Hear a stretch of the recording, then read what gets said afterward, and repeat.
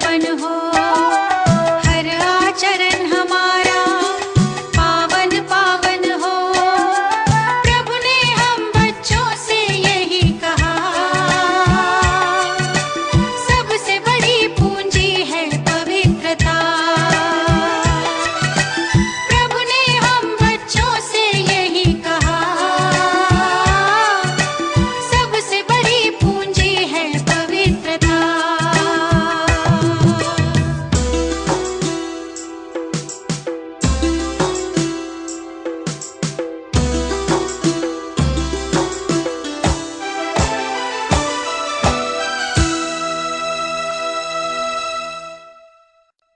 ओम शांति। पवित्रता ब्राह्मण जीवन की रियलिटी है, रॉयल्टी भी है और पर्सनालिटी भी है। पवित्रता केवल ब्रह्मचर्य नहीं है, पवित्रता केवल देह की नहीं है, अभी तो मनसा भी है, वाचा भी है, कर्मणा भी है।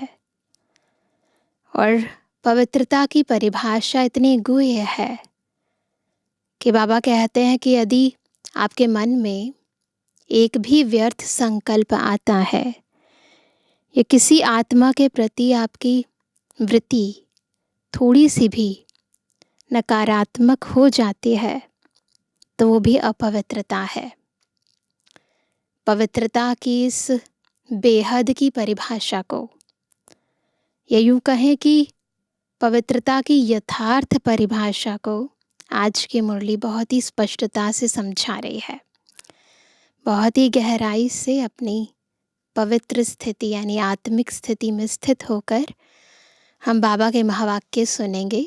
आज है 11 तारीख 11 जून 2025। बाबा के महावाक्य हैं, मीठे बच्चे अभी तुम्हें बेहद की पवित्रता को धारण करना है। बेहद की पवित्रता अर्थात एक बाप के सिवाय और कोई याद न आए, है ना। बहुत ही गहरी परिभाषा है कि और कोई याद ना आए, बस एक बाबा याद रहे। प्रश्न है, बाप से वर्षा लेने के पहले का पुरुषार्थ और उसके बाद की स्थिति में क्या अंतर होता है? बहुत बड़ा अंतर आ जाता है ना। बाबा से वर्षा लेते समय हमारी आंतरिक स्थिति क्या होती है और लेने के बाद कैसे हो जाते हैं? उत्तर है, जब तुम बाप से वर्षा लेते हो तो देह के सब संबंधों को छोड़ एक बाप को याद करने का पुरुषार्थ करते हो। यही पुरुषार्थ करते हैं हम सभी। और जब वर्षा मिल जाता है तो बाप को ही भूल जाते हो। अभी वर्षा लेना है, इसलिए कोई से भी नया संबंध नहीं जोड़ना है, नहीं तो भूलने में मुसीबत होगी। जो ऑलरेडी संबंधी बना लिए हैं उनको ही भुलाने के लिए इतने एफर्ट्स करने पड़ते हैं, तो और बनाना, फिर उनको तोड़ना, है ना। एडिशनल पुरुषार्थ करने की बात हो गई ना, मेहनत की बात हो गई ना। सब कुछ भूल एक को याद करो तो वर्षा मिल जाएगा। गीत है, यह वक्त जा रहा है। गाफिल तुझे घड़ियाल ये देता है मनादी, गर्दून घड़ी उम्र की एक और घटा दी।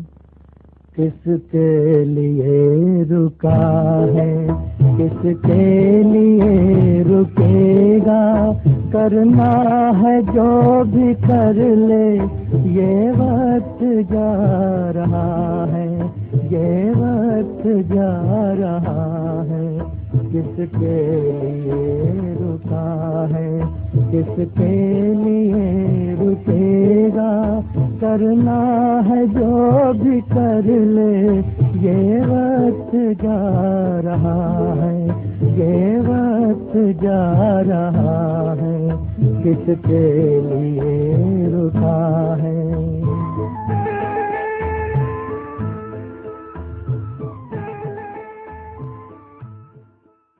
ओम शांति। मीठे मीठे रूहानी बच्चों प्रति बाप समझाते हैं, ज्ञानी और अज्ञानी किस किस को कहा जाता है, यह सिर्फ तुम ब्राह्मण ही जानते हो। ज्ञान है पढ़ाई, जिससे तुम जान गए हो कि हम आत्मा है, वह परम पिता परमात्मा है। तुम जब वहाँ से मधुबन आते हो तो पहले ज़रूर अपने को आत्मा समझते हो। हम जाते हैं अपने बाप के पास न, जब कहेंगे कि हम बाबा से मिलने जा रहे हैं, तो बाबा है किसका? देह का बाबा नहीं है, आत्मा का बाबा है। तो पहले हम अपने को आत्मा समझते हैं, फिर कहते हैं कि हाँ, हम बाबा के पास जा रहे हैं। बाबा शिव बाबा को कहते हैं। शिव बाबा है प्रजापिता ब्रह्मा के तन में, वह भी बाबा हो गया। तुम घर से निकलते हो तो समझते हो हम बाप दादा के पास जाते हैं। तुम चिट्ठी में भी लिखते हो बाप दादा, शिव बाबा, ब्रह्मा दादा। हम बाबा के पास जाते हैं। बाबा कल्प कल्प हमसे मिलते हैं। बाबा हमको बेहद का वर्षा देते हैं, बेहद पवित्र बनाए। पवित्रता में हद और बेहद है। तुम पुरुषार्थ करते हो बेहद पवित्र सतु प्रधान बनने के लिए। क्या बनने के लिए? बेहद पवित्र सतु प्रधान बनने के लिए। नंबरवार तो होते ही हैं। बेहद पवित्र अर्थात सिवाय एक बेहद के बाप के और कोई की याद न आए। यह बेहद की पवित्रता। वह बाबा बहुत मीठा है, ऊंच ते ऊंच भगवान है और बेहद का बाप है, सभी का बाप है। तुम बच्चों ने ही पहचाना है। बेहद का बाप सदैव भारत में ही आते हैं, आकर बेहद का सन्यास कराते हैं। सन्यास भी मुख्य है ना, जिसको वैराग्य कहा जाता है। बाप सारी पुरानी छी छी दुनिया से वैराग्य दिलाते हैं।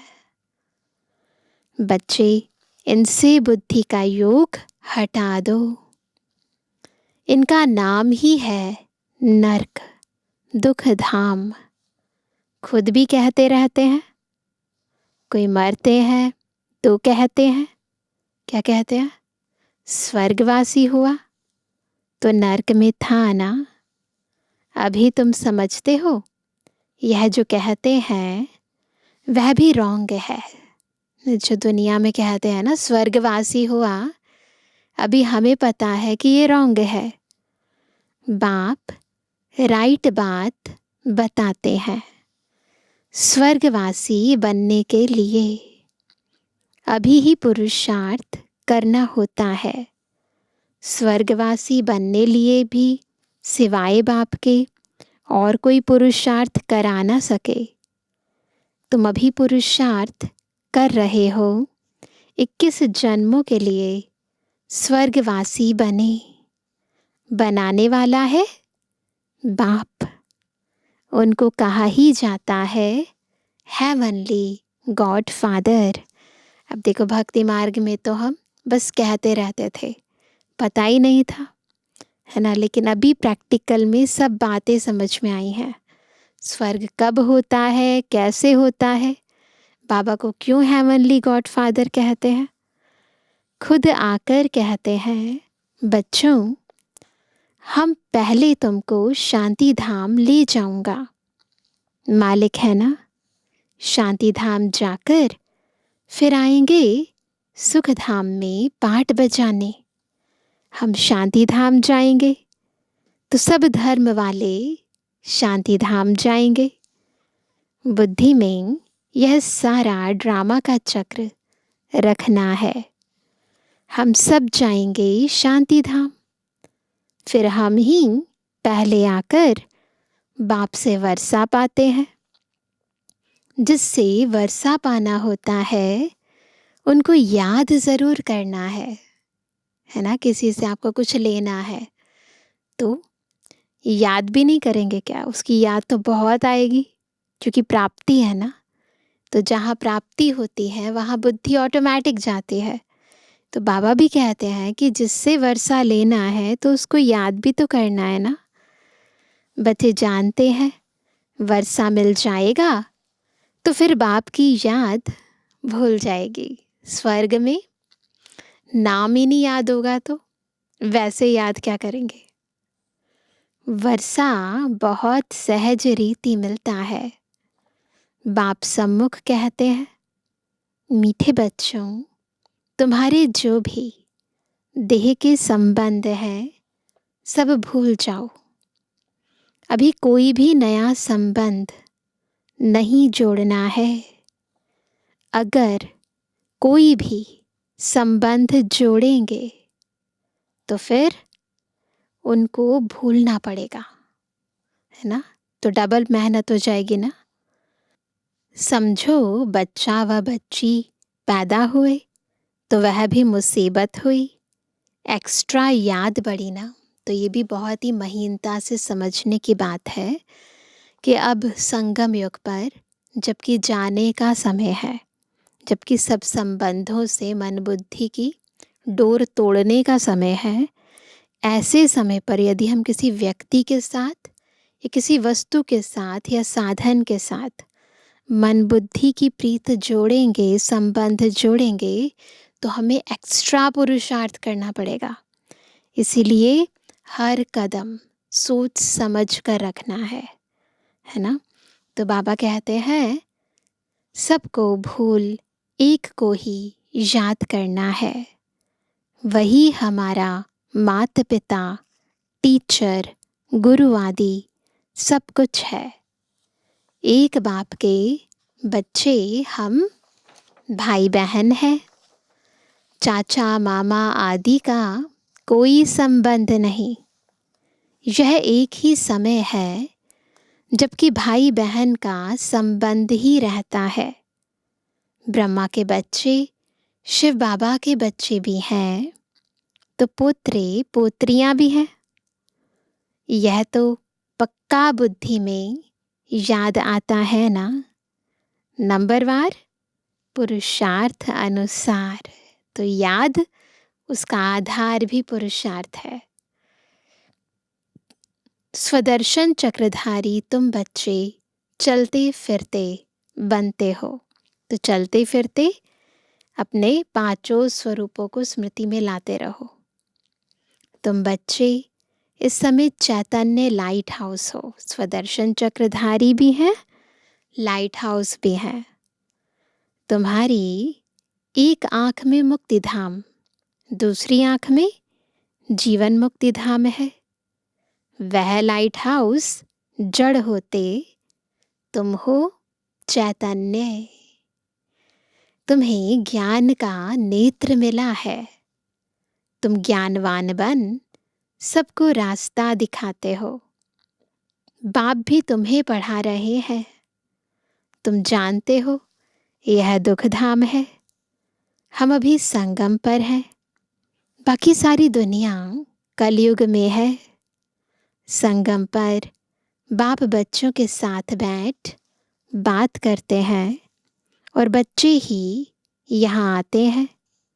कोई कोई लिखते हैं, बाबा फलाने को ले आवें, अच्छा है गुण उठाएगा, शायद तीर लग जाए तो बाबा को भी रहम पड़ता है, हो सकता है कल्याण हो जाए।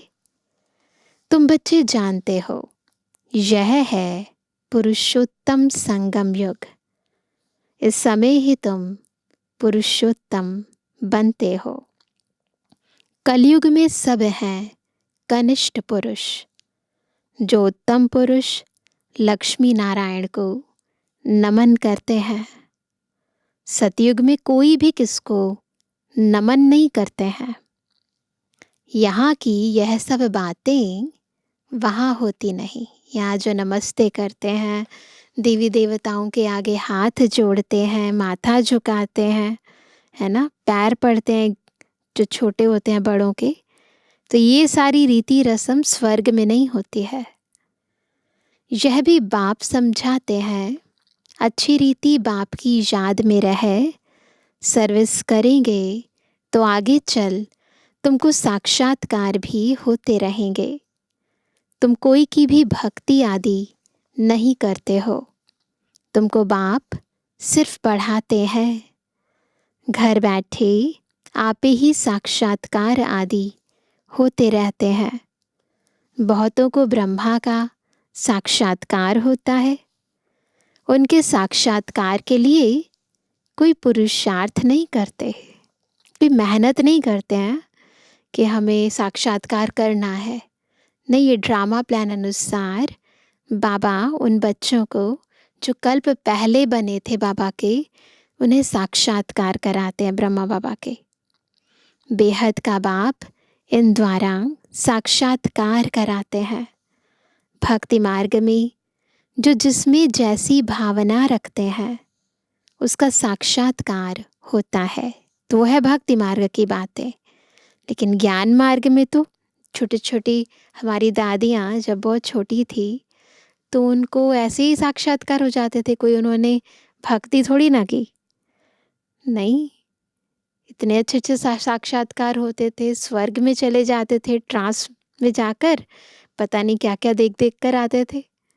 विनाश का साक्षात्कार, स्थापना का साक्षात्कार, ब्रह्मा का, विष्णु का, श्री कृष्ण का, देवी देवताओं का, स्वयंवर कैसे होता है ना, खाते पीते कैसे हैं, है ना, बहुत सारे साक्षात्कार यज्ञ के आदि में बाबा ने कराए। कि उसके लिए किसी ने तपस्या या कोई विशेष भक्ति थोड़ी ना की। लेकिन भक्ति में जो है वो साक्षात्कार होता है। यदि आप किसी विशेष देवी देवता की भक्ति करते हो जिसमें भावना होती है, उसका साक्षात्कार हो जाता है। अभी तुम्हारी भावना सबसे ऊंच ते ऊंच बाप में है, तो बिगिर मेहनत बाप साक्षात्कार कराते रहते हैं। शुरू में कितना ध्यान में जाते थे, आप ही आपस में बैठ ध्यान में चले जाते थे। कोई भक्ति थोड़ी की। बच्चे कभी भक्ति करते हैं क्या? जैसे एक खेल हो गया था, चलो बैकुंठ चलें, एक दो को देखते चले जाते थे। जो कुछ भी पास्ट हुआ वह फिर रिपीट करेंगे। तुम जानते हो, हम ही इस धर्म के थे। सतयुग में पहले पहले यह धर्म है, इनमें बहुत सुख है। फिर धीरे धीरे कलाएं कम होती जाती हैं। जो सुख नए मकान में होता है वह पुराने में नहीं। थोड़े समय के बाद वह भबका कम हो जाता है। स्वर्ग और नर्क में तो बहुत फर्क है ना। कहाँ स्वर्ग, कहाँ यह नर्क। तुम खुशी में रहते हो, यह भी जानते हो बाप की याद भी पक्की ठहरेगी। हम आत्मा हैं, यही भूल जाते हैं तो फिर देह अभिमान में आ जाते हैं। बाबा ही है ना विदेही, उसको भूल गए तो यानी अपने आप को भी भूल गए, फिर खुद भी देह अभिमान में आ जाते हैं, फिर संबंध संपर्क में भी देह भान आ ही जाता है। यहाँ बैठे हो तो भी कोशिश करके अपने को आत्मा निश्चय करो, तो बाप की याद भी रहेगी। देह में आने से फिर देह के सब संबंध याद आएंगे। यह एक लॉ है ना। देह याद आएगी तो देह के संबंध याद आएंगे। आत्मा याद रहेगी तो परमात्मा की याद ठहरेगी। तुम गाते भी हो, मेरा तो एक दूसरा ना कोई। बाबा हम बलिहार जाएंगे, वह अभी समय है। जो भक्ति मार्ग में कहा ना कि हे भगवान हम आप पर बलिहार जाएंगे, तो वह कहते बलिहार जाने का जो एग्जैक्ट समय है वो एक्चुअली में ये है। बाबा कहते हैं एक को ही याद करना है। आँखों से भल किसको भी देखो, घूमो फिरो, सिर्फ आत्मा को बाप को याद करना है। शरीर निर्वाह अर्थ कर्म भी करना है, परंतु हाथों से काम करते दिल बाप की याद में रहे। आत्मा को अपने माशूक को ही याद करना है। कोई की किसी सखी से प्रीत हो जाती है तो फिर उनकी याद ठहर जाती है। फिर वह रग टूटने में बड़ी मुश्किलात होती है। पूछते हैं बाबा यह क्या है? अरे तुम नाम रूप में क्यों फंसते हो? पूछ रहे हैं बाबा, है ना। तुम नाम रूप में क्यों फंसते हो? एक तो तुम देह अभिमानी बनते हो, और दूसरा फिर तुम्हारा कोई पास्ट का हिसाब किताब है, वह धोखा देता है ना। किसी आत्मा के साथ अगर पूर्व जन्म का कोई अकाउंट है, कोई हिसाब किताब है, तो उसके कारण रह रह के उसकी याद भी आती है, उसके नाम रूप में हम फंस भी जाते हैं। तो बाबा कहते हैं इन आँखों से जो कुछ देखते हो उनमें बुद्धि ना जाए।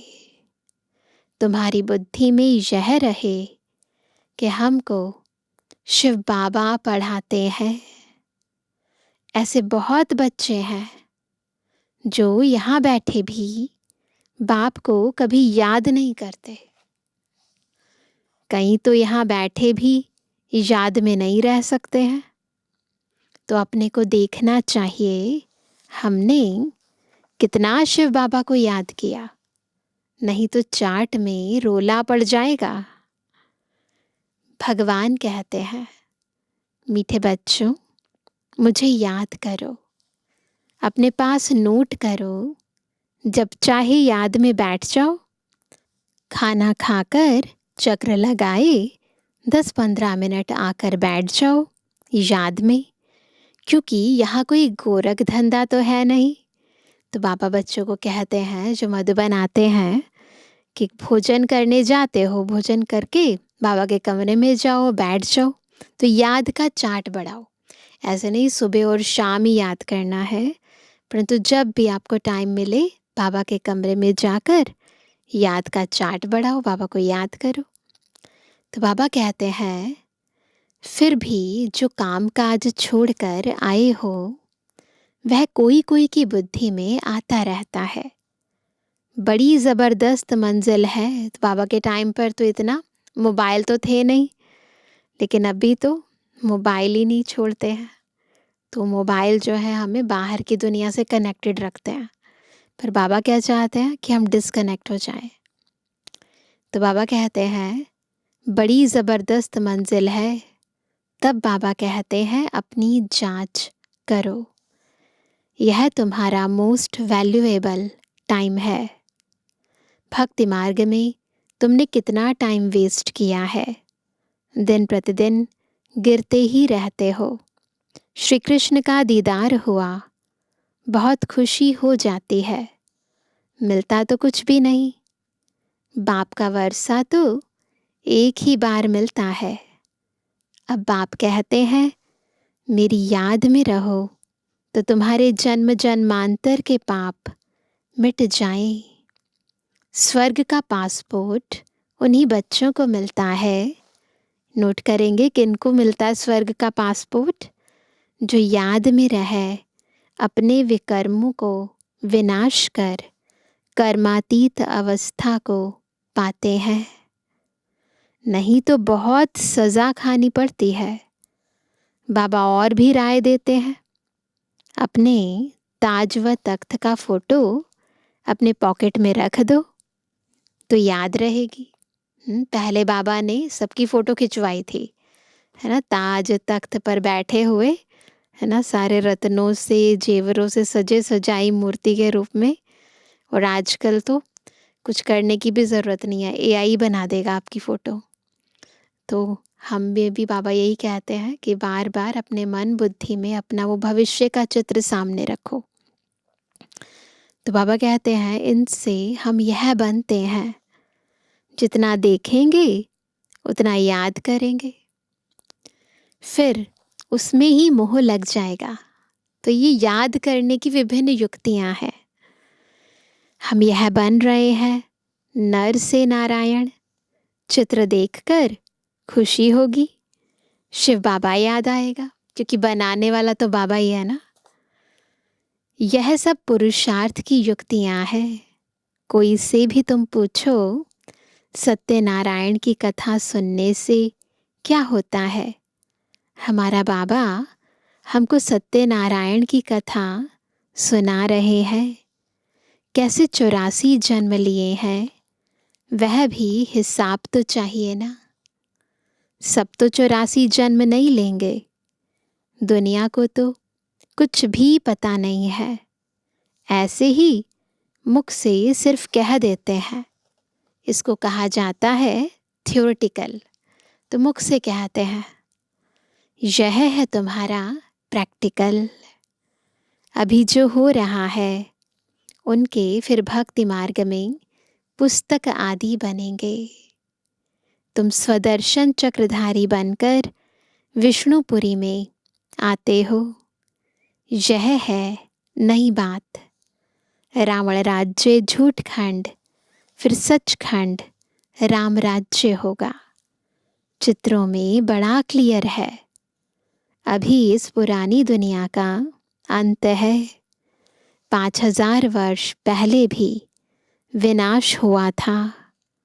साइंसदान जो भी हैं, उन्हों को ख्याल में आता है कि हमको कोई प्रेरक है ना, जो हम यह सब करते रहते हैं। समझते भी हैं हम यह करेंगे तो इनसे सब खत्म हो जाएंगे।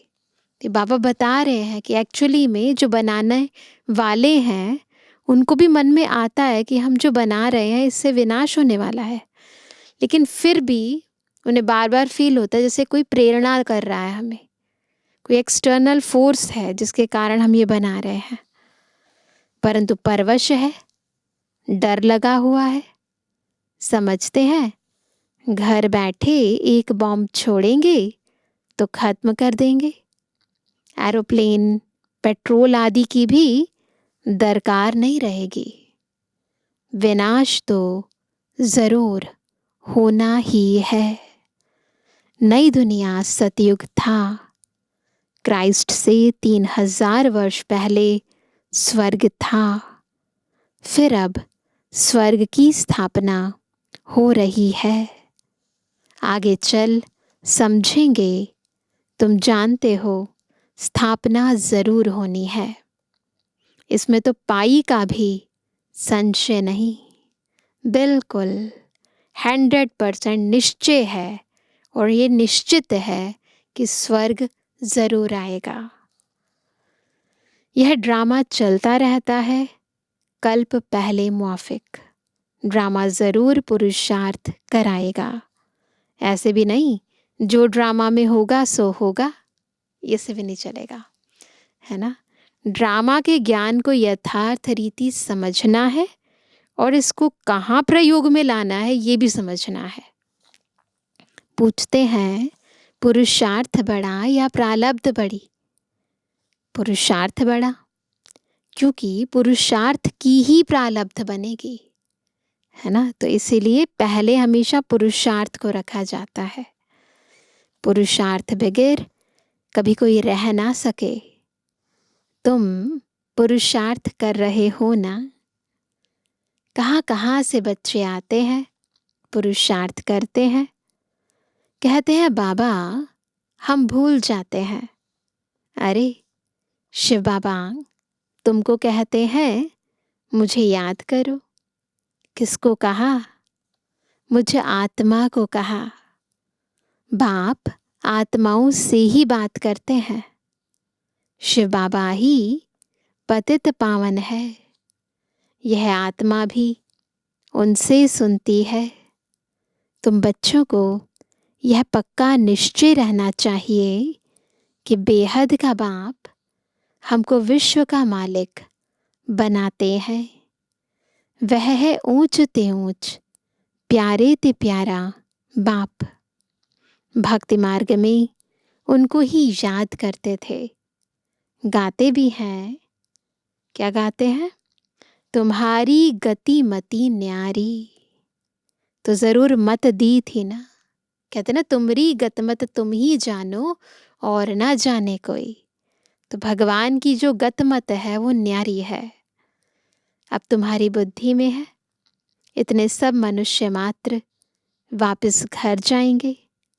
विचार करो कितनी आत्माएं हैं। सबका सिजरा है। सब आत्माएं फिर नंबरवार जाकर बैठेंगी। यहाँ से जाएंगी ऊपर परम धाम में, नंबरवार जाकर बैठेंगी। क्लास ट्रांसफ़र होता है तो नंबरवार बैठती हैं ना, ऐसे ही होता है ना। तुम भी नंबरवार जाते हो। छोटी बिंदी आत्मा नंबरवार जाकर बैठेगी। कहाँ? परम धाम में। फिर नंबरवार आएगी पाठ में। बिल्कुल बुद्धि में ना ये विज़न बन जाना चाहिए। जैसे बाबा कहें हम आत्माएं जाएंगी बाबा के साथ, परम धाम में जाके बैठ जाएंगी बाबा के पास, फिर नीचे आएंगी। यह है रुद्रमाला जो ऊपर बनती है ना बाबा के पास, वो है रुद्रमाला। बाप कहते हैं इतने करोड़ आत्माओं की मेरी माला है। रुद्रमाला बहुत बड़ी है। ऊपर में मैं फूल हूँ। फिर पाठ बजाने के लिए सब यहाँ ही आए हैं। यह ड्रामा बना हुआ है।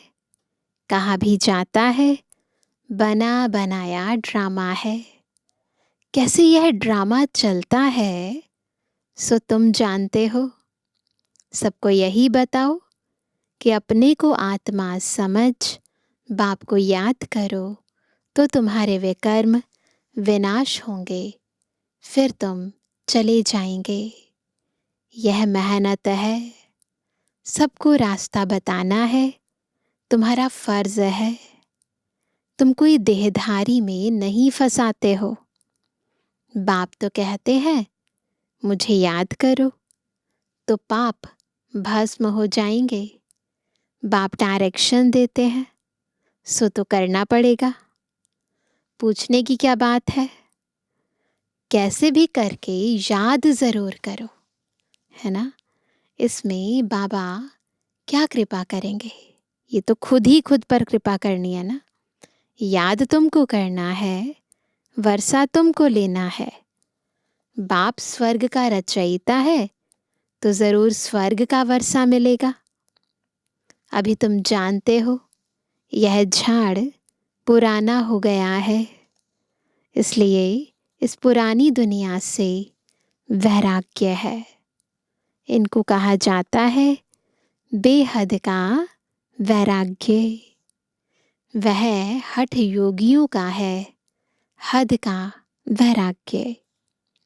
वह बेहद का वैराग्य सिखला ना सके।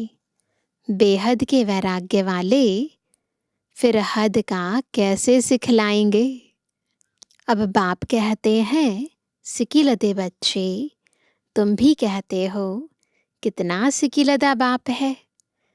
63 जन्म बाप को याद किया है, बस हमारा तो एक बाप, दूसरा ना कोई। अच्छा मीठे किसी के लिए जवानी बच्चों पे जुबानी बाप दादा का दिल जान सको प्रेम से नंबरवार प्रसाद संसार यादगार और गुणवानी। रूहानी बच्चों की रूहानी बाप दादा को गुड मॉर्निंग, नमस्ते नमस्ते नमस्ते। धारणा के लिए मुख्य सार पहला, स्वर्ग में जाने का पासपोर्ट लेने के लिए बाप की याद से अपने विकर्मों को विनाश कर कर्मातीत अवस्था बनानी है। सजाओं से बचने का पुरुषार्थ करना है। दूसरा, ज्ञानवान बन सबको रास्ता बताना है। चैतन्य लाइट हाउस बनना है। एक आँख में शांति धाम, दूसरी आँख में सुख धाम रहे। इस दुख धाम को भूल जाना है। वरदान है, हर आत्मा को ऊंच उठाने की भावना से रिगार्ड देने वाले शुभ चिंतक भव। कौन है शुभ चिंतक? जो हर एक आत्मा को इस भावना से कि ये भी ऊंची उठ जाए, है ना, उस भावना से उसे रिगार्ड देते हैं, उनका सम्मान रखते हैं। बाबा कहते हैं वही शुभ चिंतक है। हर आत्मा के प्रति श्रेष्ठ भावना अर्थात ऊंच उठाने की व आगे बढ़ाने की भावना रखना अर्थात शुभ चिंतक बनना। अपनी शुभ वृत्ति से, शुभ चिंतक स्थिति से अन्य के अवगुण को भी परिवर्तन करना। किसी की भी कमजोरी व अवगुण को अपनी कमजोरी समझ वर्णन करने के बजाय व फैलाने के बजाय समाना और परिवर्तन करना, यह है रिगार्ड। नोट करेंगे, चलो किसी ने कुछ गलत किया, परंतु जैसे अपनी हम कमियों को छिपाते हैं ना, कोई अपनी कमियां वर्णन करता है, वैसे ही हमारा जो रूहानी भाई है, बहन है, उसकी कमियों को भी हम छिपाएं, समाएं, है ना, वर्णन नहीं करें। तो बाबा कहते उन्हें समाओ और फिर उनके परिवर्तन के लिए शुभ भावना, शुभकामनाएं रखना, है ना। वर्णन करने से और ही ज़्यादा वो व्यक्ति आपका दुश्मन बन जाता है। तो ये है उसके प्रति रिगार्ड। बड़ी बात को छोटा बनाना, दिल शिकस्त को शक्तिवान बनाना, उनके संग के रंग में नहीं आना, सदा उन्हें भी उमंग उत्साह में लाना। ऐसा ना हो कि उन्हें उमंग दिलाने के चक्कर में हम खुद भी दिल शिकस्त हो जाए, तो उनके प्रभाव में नहीं आना है। यह है रिगार्ड। ऐसे रिगार्ड देने वाले ही शुभ चिंतक हैं। स्लोगन है, त्याग का भाग्य समाप्त करने वाला पुराना स्वभाव संस्कार है, इसलिए इसका भी त्याग करो। तो क्या करना है? पुराने स्वभाव संस्कार का त्याग। आज का व्यक्त इशारा, आत्मिक स्थिति में रहने का अभ्यास करो, अंतर्मुखी बनो। जैसे ब्रह्मा बाप एकांत प्रिय होने के कारण सदा अंतर्मुखी रहे। मैं आत्मा हूँ, मैं आत्मा हूँ, यह पाठ पक्का किया, जिस कारण वे स्वयं भी सदा शांति और सुख के सागर में समाये रहे और अन्य आत्माओं को भी अपने शुद्ध संकल्प और वाइब्रेशन द्वारा, वृत्ति और बोल द्वारा, संपर्क द्वारा शांति की व सुख की अनुभूति कराते रहें। ऐसे फॉलो फादर करो। ठीक है ना। तो ब्रह्मा बाबा ने जैसे पुरुषार्थ किया, वैसे हमें भी फॉलो फादर करना है। अच्छा, ओम शांति। प्यारे प्यारे वतन, उड़ चले हम आज। प्यारे प्यारे वतन,